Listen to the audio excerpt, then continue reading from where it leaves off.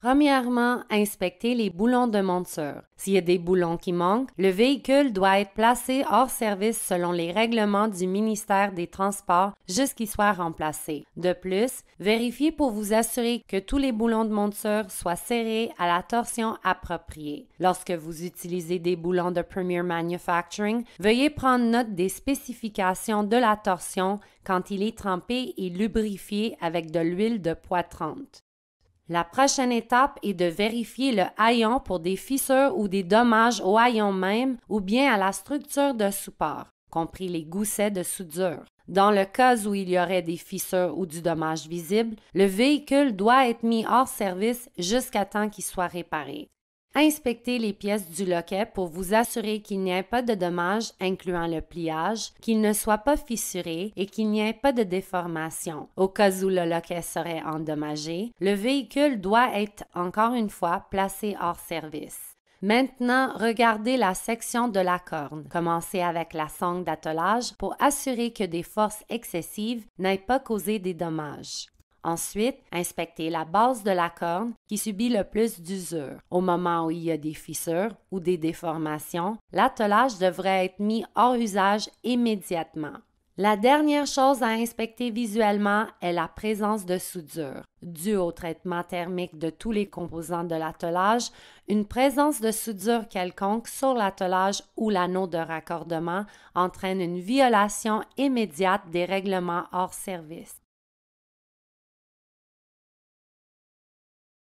Toutes les pièces du loquet de verrouillage sont à ressort et devraient bouger librement et solidement. Vous pouvez les inspecter de façon audible et au toucher. Dans un environnement silencieux, vous entendrez un bruit sec de fermeture lorsqu'il se verrouille. Les deux pièces principales sont la fermeture du loquet et le loquet lui-même. Testez-les pour vous assurer qu'ils bougent librement et qu'ils se verrouillent avec force. Cela indique un ressort solide.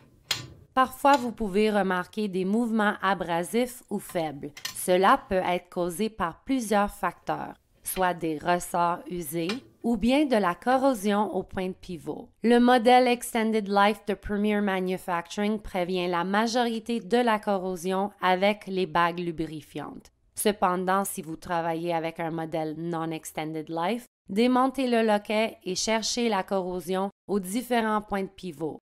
Si vous n'en trouvez pas, Premier Manufacturing recommande remonter l'ensemble du loquet. La même recommandation s'applique à des fermetures avec ressort faible. Dans ce cas, Premier Manufacturing suggère une reconstruction complète de la portion du haut de l'attelage. Quelques modèles seront équipés de chambres à air pour profiter du système de réduction de jeu. Inspectez l'enclencheur 279. Lorsque vous relâchez le frein de secours, l'enclencheur devrait bien s'engager avec force. Dès que les freins de secours s'enclenchent, il devrait déclencher avec force également. Au moment où il y a des faibles mouvements ou s'il y a un manque de fonctionnement sur les modèles équipés d'air, diagnostiquez le problème en débutant par la chambre à air.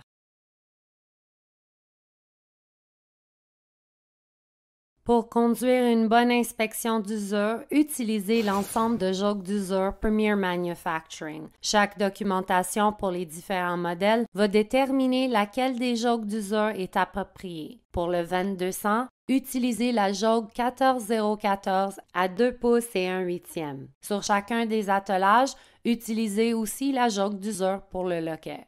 La jauge d'usure indique le degré acceptable et inacceptable. Une fois que l'attelage arrive au jaune, indicateur d'usure à 18%, c'est recommandé de le remplacer avec un nouvel attelage. Une fois que l'attelage arrive au rouge, indicateur d'usure à 20%, il doit être immédiatement mis hors service avant que la remorque reprenne la route. Il est important de noter que les jauges d'usure Premier Manufacturing doivent seulement être utilisées sur des produits de marque Premier, car aucun autre anneau ni attelage est conforme aux normes du ministère des Transports qui permet jusqu'à 20% d'usure. Toute autre marque permet qu'1/8 de pouce d'usure ou environ 6 %. L'omission de respecter ce règlement entraînera le triplement de la durée de vie de l'attelage ou de l'anneau et par conséquent augmentera de manière exponentielle le risque d'un événement catastrophique. La joke d'usure garantit que les loquets Premier sont conformes aux spécifications. Si la joke ne peut s'insérer dans l'espace vide, l'attelage peut rester